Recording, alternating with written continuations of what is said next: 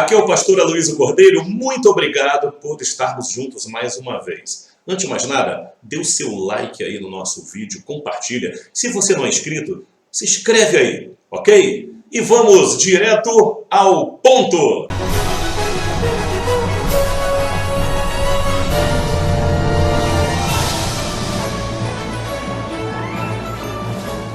Olá, tudo bem? Aqui é o pastor Aloysio Cordeiro e vamos a mais um resumo da nossa lição.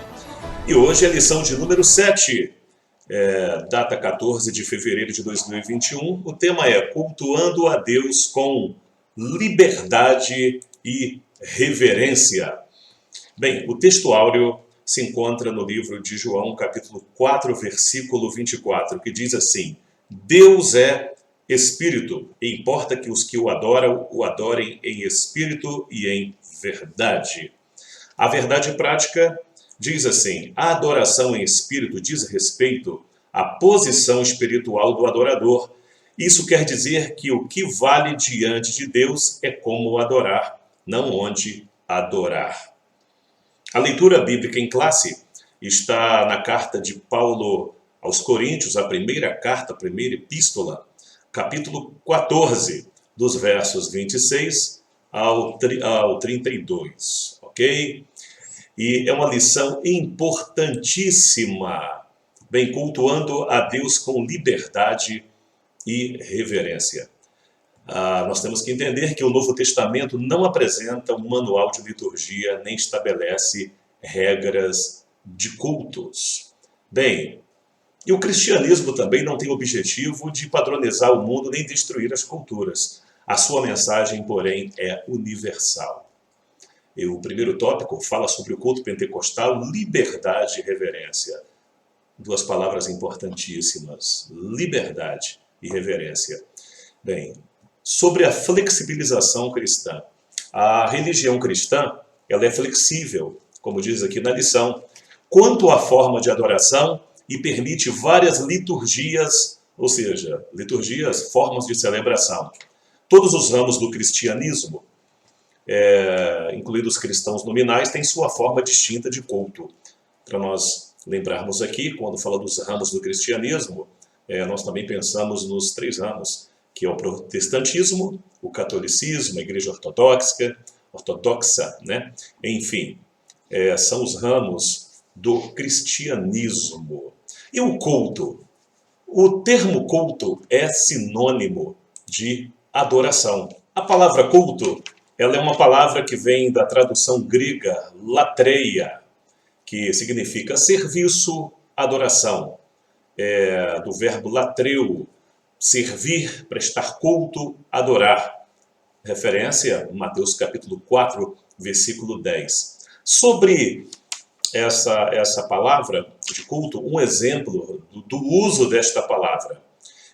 Podemos agora nos remeter sobre Moisés, quando ele pediu a permissão da parte de Faraó para deixar os israelitas partirem do Egito para servir. Aí vem latreia, né? Servir a Deus. Trata-se de cultuar e oferecer atos de adoração que agradem a Deus. Você pode conferir no livro de Êxodo, capítulo 4, versículo 23, capítulo 8, versículo 1 e capítulo 9, versículo 1. Agora, falando sobre reverência no culto. Reverência no culto. O que seria reverência, essa palavra reverência, né, que tanto falamos? Olha, tem que ter reverência no culto. Reverência é uma veneração pelo que se considera sagrado ou se apresenta como tal. O que é reverência? É um respeito profundo por alguém ou algo. Bem, a adoração a Deus é o momento mais sublime na vida humana. Significa, essencialmente, o reconhecimento, a celebração e a exaltação da majestade divina. Por isso, deve ser oferecida com reverência. 1 Coríntios, capítulo 14, verso 40, diz assim: faça-se tudo decentemente e com ordem. O apóstolo Paulo está se referindo aqui ao culto de adoração. O que é culto? Culto é o diálogo de Deus com o seu povo, é um momento de reverência. O culto é a interação entre a igreja, entre o povo, entre o adorador, né, e o adorado. Lembrando que a Bíblia diz que Deus não procura adoração, Deus procura o adorador. Bem, falando sobre reverência no culto, nós temos, e nós já sabemos disso, né, que um culto é um lugar de adoração.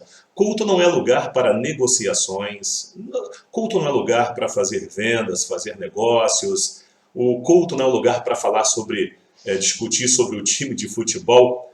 Culto não é um lugar onde você não fica na hora do culto conversando em grupos de zap. Não. Culto é um momento mais sublime na vida humana. É o reconhecimento, a exaltação da majestade divina, uma celebração. A falta de reverência era vista como algo que ia além da falta de educação. Era vista além de uma falta de educação. A falta de reverência era uma atitude grave de falta de respeito, desamor, falta de reconhecimento e a coisas ou pessoas importantes. Quando Deus ele chama Moisés, né, em Êxodo capítulo 3, versículos 5 e 6, olha só como diz ali. Diz assim, Deus continuou, não te chegues para cá. Deus falando para Moisés, tira as sandálias dos pés, porque o lugar em que estás é terra santa. Disse mais, eu sou o Deus de teu pai, o Deus de Abraão, o Deus de Isaque, o Deus de Jacó. Aí o texto continua assim, Moisés escondeu o rosto, porque temeu olhar para Deus. Olha só como Deus, ele exige de Moisés uma atitude de respeito perante ele, né? Diante de quem ele era. Quando Moisés ele ouve aquilo, ele entende diante de quem ele estava e do lugar onde ele estava. Ele sabia que Deus estava ali presente. E ali há um momento em que há a reverência.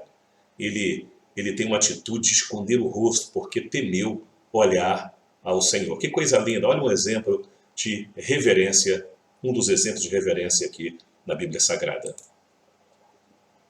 Aqui no tópico 3, aliás, melhor dizendo, no tópico 2 da revista, diz sobre o centro do culto pentecostal. Esse tema é importante.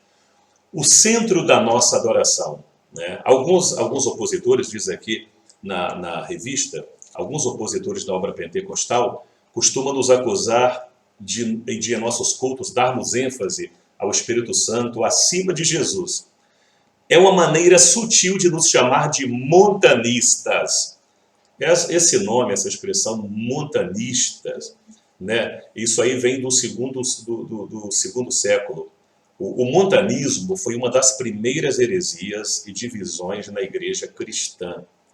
Eles acreditavam que o Espírito Santo, o Paráclito, estava dando-lhes nova revelação, especialmente a respeito da moralidade cristã. Eles adotaram o nome Nova Profecia para seu movimento. Então, quando alguns opositores acusam de chamar o povo pentecostal de montanista, é uma interpretação equivocada ao nosso respeito, né? O Senhor Jesus é o centro da nossa adoração, que da mensagem pregada pelas Assembleias de Deus. Faz-nos lembrar aqui sobre o centro da nossa adoração, daquela lição que nós tivemos sobre a pericorese, a dança. Se você assistiu ou não, vai no nosso canal aqui do YouTube, que nós falamos sobre a pericorese. Tem tudo a ver sobre esta participação, interação que nós temos com a adoração e com a Trindade. É uma coisa maravilhosa.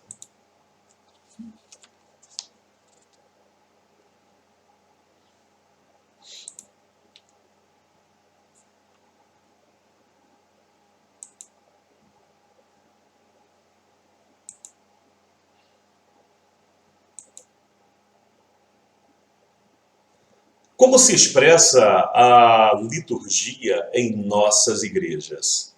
É muito interessante isso daqui. Bem, vamos lembrar aqui o que é liturgia. A liturgia, né, a expressão, esse nome liturgia, significa serviço do culto. É uma celebração, né, de acordo com as tradições de uma religião. né? Muito bem. A liturgia em nossas igrejas, ela tem testemunhos, todos têm oportunidades de falar. A igreja, o que Jesus fez em sua vida, é interessante que as reuniões de adoração, quando fala como se expressa a liturgia da nossa igreja, antes de falar sobre testemunhos, são diversificadas as formas como tem os cultos, né, em nossas igrejas. Nós temos cultos públicos, nós temos os cultos chamados como culto da família, nós temos os cultos de oração, de ensino, culto de doutrina, escola bíblica dominical, né, círculo de oração, enfim, tem a sua forma, cada culto tem uma diversidade. Quando você vai fazer um culto para criança, tem aquela linguagem, né, para o culto infantil, para um culto jovem, mas a essência é mesma da adoração, não é verdade? A palavra de Deus é a mesma, apenas as reuniões são diversificadas. E como é a liturgia, como nós dissemos aqui sobre a liturgia? Bem, a liturgia. Na igreja tem testemunhos. O comentarista ele escreve aqui: a nossa liturgia é simples e permite que quaisquer irmãos e irmãs adorem a Deus com liberdade. É interessante aqui, nós temos que entender que o púlpito da igreja você não dá para qualquer pessoa, né?